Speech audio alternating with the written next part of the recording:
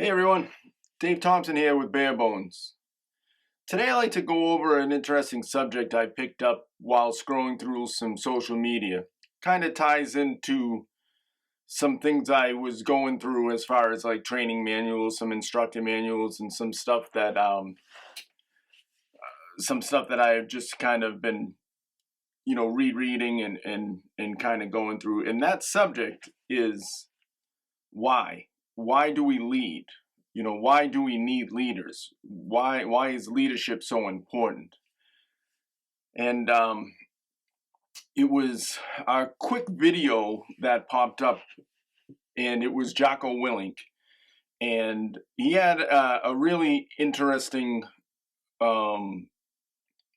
take on leadership and why we do it. And the message that he had was, we lead to take care of the team. We lead to take care of the men. And in turn, the men will take care of the mission. And I think that's pretty fundamental when it comes to leadership. We certainly, that's certainly a huge, huge answer to as why we lead. As far as my perspective, I certainly believe we certainly lead to take care of men, to take care of people. We certainly have to take care of that human element. There's one thing, especially in the first responder world, kind of the industry that I have a little bit of a background in, and that is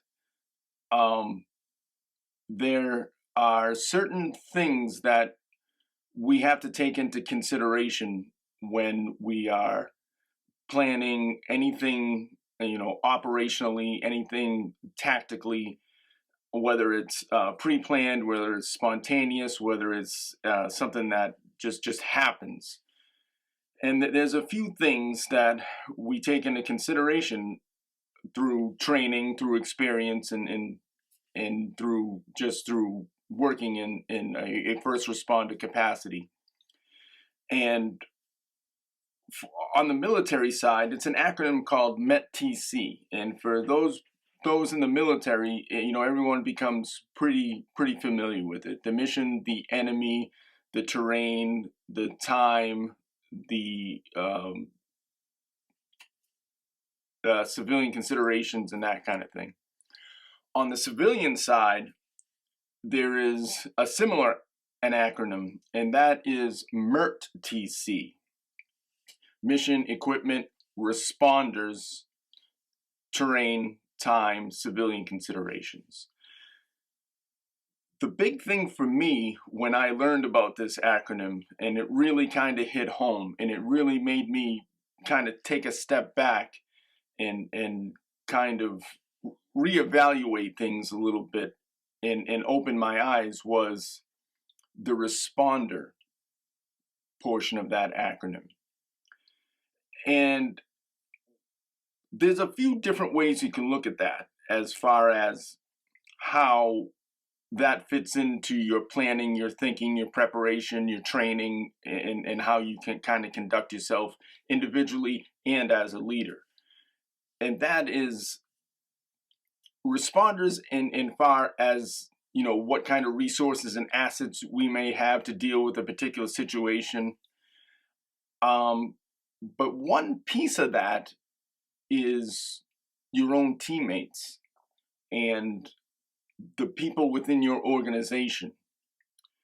They're part of that response.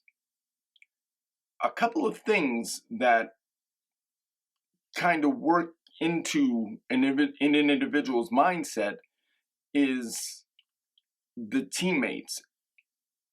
We can look at it a few ways here, right? We can look at it like, okay, Joe Blow is really strong on the shield, is a really strong breacher. He's, someone else is really good at limb control, or less than lethal, or Sims, or whatever the case may be. So you can kind of evaluate your assets and deploy them accordingly. Another thing, or the opposite side of that also, is the responders and the people who are there for the patch. They're there for the cool pin to put on their uniform. They're there for the easier days. It's those type of people that you also have to take into consideration, right? The sick, lame, and lazy. The people who go along to get along. The people who don't train, they don't keep themselves fit, they don't keep themselves healthy. They, in the back of everyone else's mind, at least in my experience, is they are the liability. If you take that a step beyond and kind of broaden that, that's where the kind of the leadership comes in. Not kind of, I shouldn't put it that way. That is where the leadership comes in. The people responsible for assigning and putting those people in those positions. And if the people who put themselves or choose and have the ability to pick their positions, choose those positions, knowing that they aren't in the best shape, they are not, operationally strong, or they're just not in the right frame of mind or attitude. Now, in the first responders industry and in that type of climate, there's other things to consider too, like fatigue, forced overtimes, long days, hard days, and then days of not much going on. So complacency, those type of things. And again, that's where leadership comes in. That's where these type of situations and points and kind of points of contention for some, at the end of the day, should kind of be driving training. That should be a nexus, a way for them to promote good training, promote good habits, promote practice, promote training, promote giving people the resources to better themselves. And that's why we lead. We lead to mitigate those things. We lead to provide the team with resources, with tools, with a clearly defined mission statement, clearly defined objectives and goals. That's why we lead, especially if the industry we're in is or holds a sense of purpose for us. It doesn't just go away once we're there. There's got to be a legacy left. There has to be a standard set. There has to be a high mark for the next set of leaders to hit and honestly crush. We should be developing, or we should have a mindset to develop better leaders than we're trying to become ourselves. That helps out the boots on the ground. That helps out the people actually doing the work. That's why we lead. We lead, as Jocko was alluding to, and what he was saying pretty bluntly, is we lead for the men, and that's 100% correct. We lead for the mission as well, the overall mission. We lead for ourselves. We lead ourselves to take care of the men. We take care of ourselves. We take care of the men. The men take care of the mission, and the ladies. I'm not trying to exclude any of that, equality stuff. That's whatever. But it is the people in an appointed role and or an assumed role, right? We can lead from the bottom just as well as we can lead from the top. How do we get there if we're on the bottom? Well, if there's a concern, we voice that concern. We voice it in a professional, articulated way, and we do it once.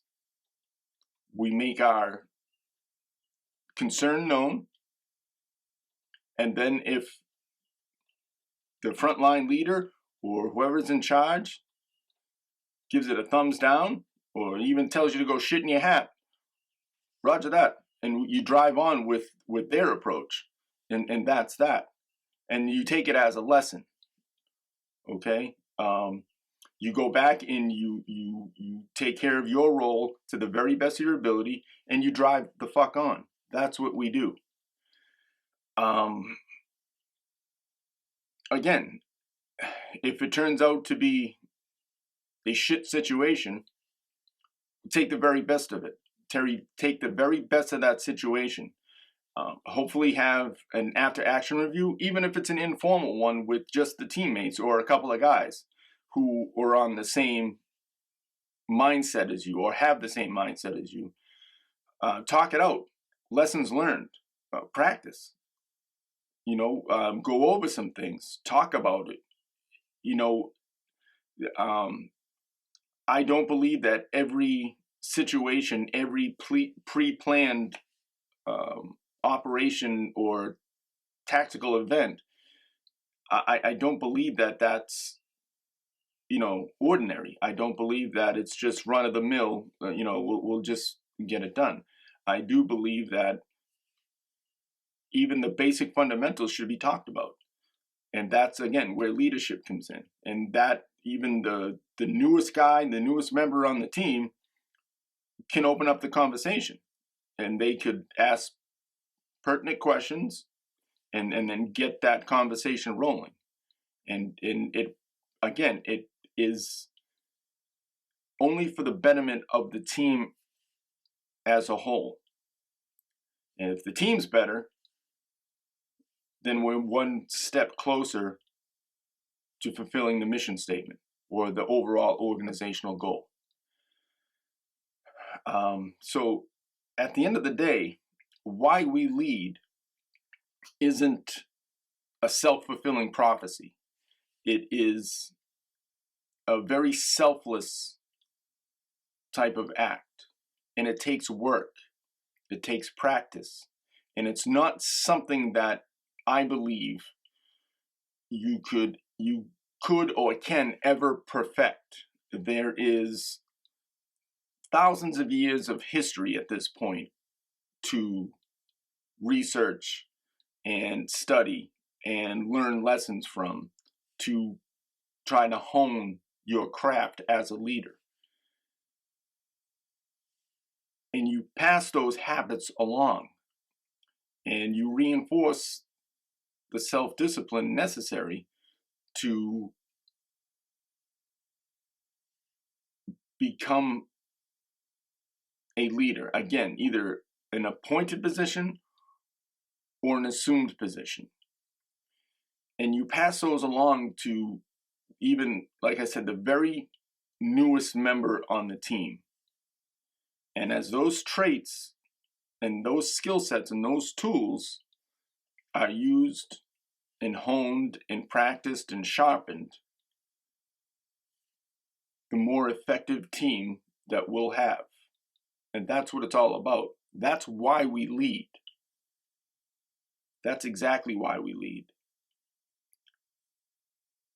And if you're doing anything or you're seeing things done in a different way or in a different approach, or what is projected as doing it for other reasons, that's not leading. That's being a boss or a manager. And in certain circumstances, that'll get by. You'll get by. Will it be very efficient? I don't know. It's tough to say. I don't do well with the what ifs.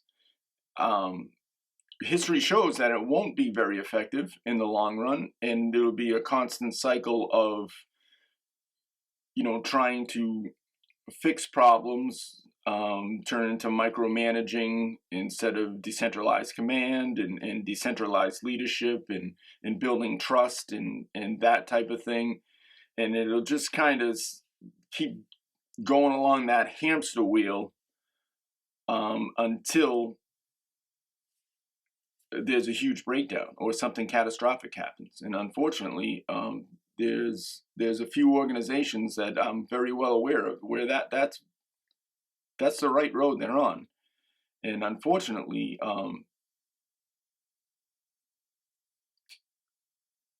we can just be kind of passengers in that until that happens. But if we're looking for the reason why to lead, it's to take care of the overall mission.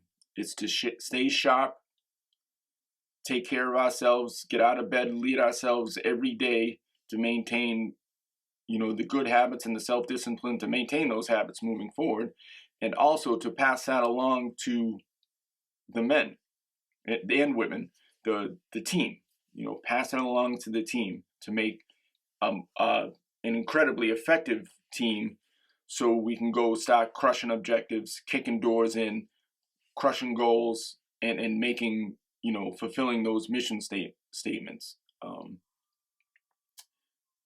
There's a lot to be said for, that approach. There certainly is a lot to be said.